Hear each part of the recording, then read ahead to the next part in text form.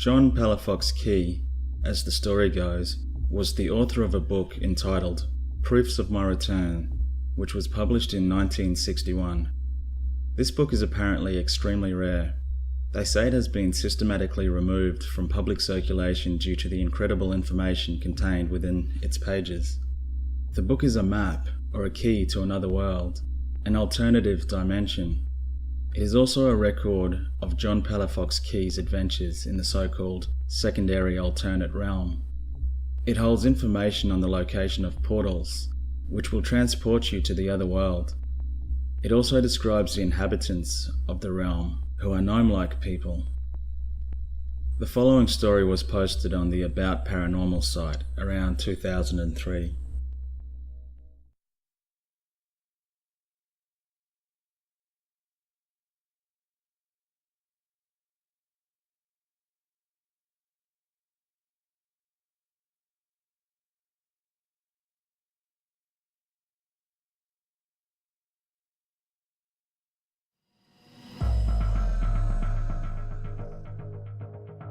I was driving as part of my job selling photocells in a rather deserted part of a northern state when I started seeing lizard-like things about 2 to 3 feet high, standing upright near the sides of the gravel road I was on. They looked very intelligent, not like normal lizards or wild beasts or anything. At first I thought they were aliens, but they somehow appeared earthbound. And as I said earlier, they looked like lizards with brains and a sense of purpose. Also, they seemed to follow me with their heads and eyes as I drove by. I was in a northern state where it snows and is really cold, and I know that there are no lizards there. These lizard things were really ugly, so I started to drive faster, and I swear the road turned into a light brown packed earth drive, and the trees and such were all different, like nothing I've ever seen anywhere. There were funny coloured plants with curly leaves that didn't really look like leaves. I had the window down and I could smell the vines, which smelled funny. The whole scene was unreal. The worst thing though were the small, squat human people who were around the side of the road, working and not paying much attention to me. They were gathering big triangular fruits and hitting them with sticks. Crazy as this seems, they looked like dwarves or leprechauns or little people like fairies. They were very hunched over and seemed wider than tall, like they grew from side to side instead of up. Some did look at me as I passed in my car, and they shook their heads as if to say I had made a mistake. I was terrified and kept driving until I drove out as I had driven in, and then everything became normal again. The comment section of this story exploded. It was within this comment section that the book, Proof of My Returns, came to light. It was claimed that the author of the story must have somehow stumbled into the same world that John Palifox Key had discovered. There was a prominent poster within the comments section called Farabo, who later became known as Joey or Joel. He claimed to know a lot about the subject and was looking deeper into the mystery.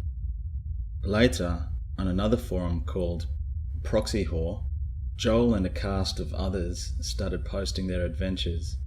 It read like an overdramatic creative writing project, but captivated many people for a long time. Interestingly, the following story was posted on the About Paranormal site, about a year or two prior to these events.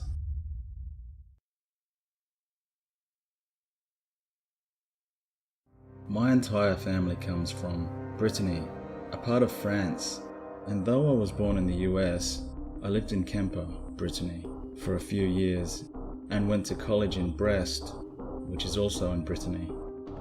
I have lots of family in that part of the world, and I speak, read and write French as well as I do English. While living in Kemper, the third largest city in Brittany, I had a friend named Joel, an exceptional person who, though not well educated, seemed to know everything. Joel was a native of Kemper, but he was also an orphan. A fairly well-to-do lady had taken him and his brother in as foundlings.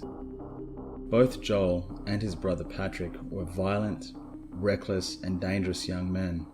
They had been in jail many times for disregarding the law. If, say, they wanted a car, they stole it. If they wanted to climb up the top of a 500-foot cathedral spire and tie on their shirts to show they'd been there, they did it despite the Kemper municipal authorities. If they wanted to go to Ireland for a few days, they commandeered a boat and sailed over.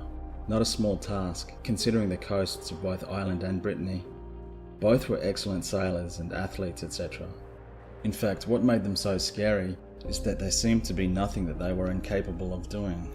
I remember others immediately dropping out of athletics contests when Patrick and Joel were involved, and they went in jail.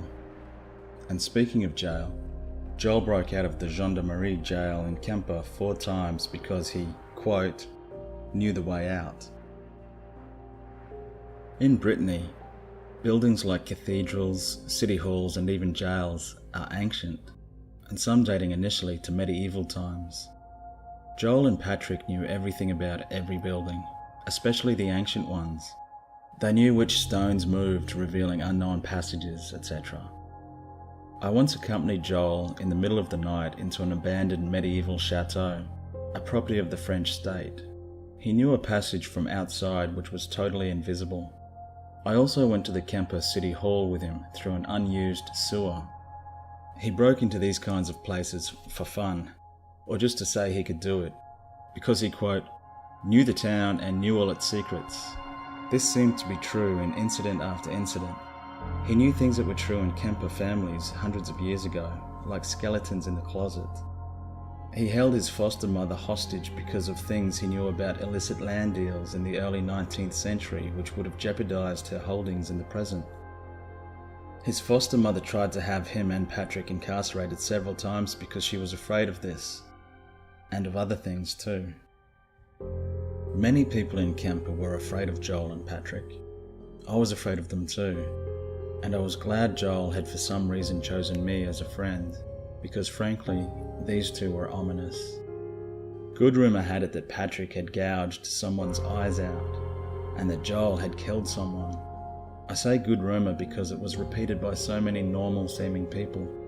All around Kemper, there are tiny Breton towns. Joel was known by the damnedest people in all of them. Extremely old sailors and cafe owners, pea farmers and peasants, especially what we would call peasants. Lots and lots of really old people knew and feared Joel and Patrick. All of what I've written happened in my 20s.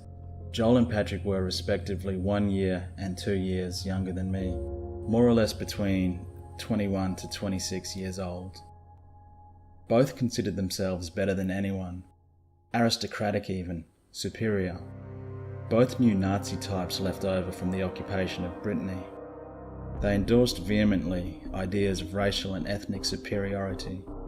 They called themselves evolutionary mutants, and told others that while they possessed no supernatural powers, they were evolutionarily superior in all other ways, and their looks, brains, connections, language, points of reference, and physical abilities seemed to confirm it. School dropouts, they should have been country bumpkins, but Joel, for example, could quote entire pages of Nietzsche and Kant, especially Nietzsche, by heart. They spoke no language but French, but their intellectual range also seemed boundless.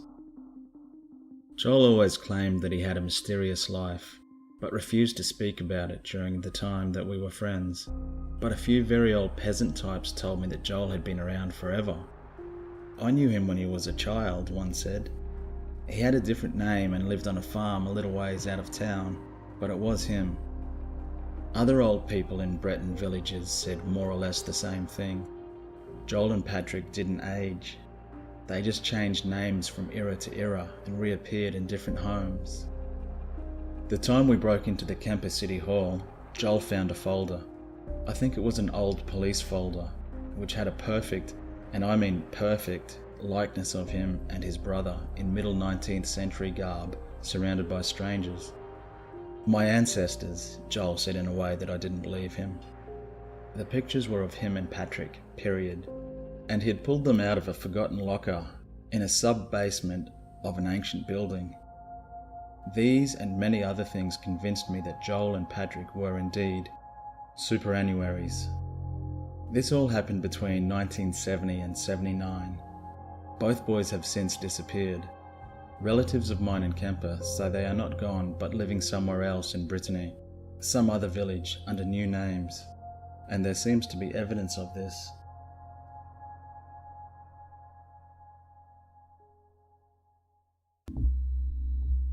And so, back on the Proxy Whore forum, it was alluded to that Joel was the very same person that Tim Mistral had met in Brittany. Joel apparently is an immortal. I read all this a few years ago, and as I did, the word superannuaries jumped out at me as it was such an unusual word. So I searched it and came upon an Australian paranormal forum. I can't remember the name of the forum or the title of the thread. It was something to do with the book Proofs of My Return, and within the thread was a short but intriguing post. It read something like this. Last week I was on my way back to work. While waiting to cross the street, I noticed a flyer on the telegraph pole. It read Semicircle Club with a crescent symbol. It was one of those flyers with the tear-off tickets, and on the tickets were phone numbers. He then went on to say that he had found a strange blog set up by these guys, but he was not sure whether or not he should call the phone number. Nothing else was heard from him.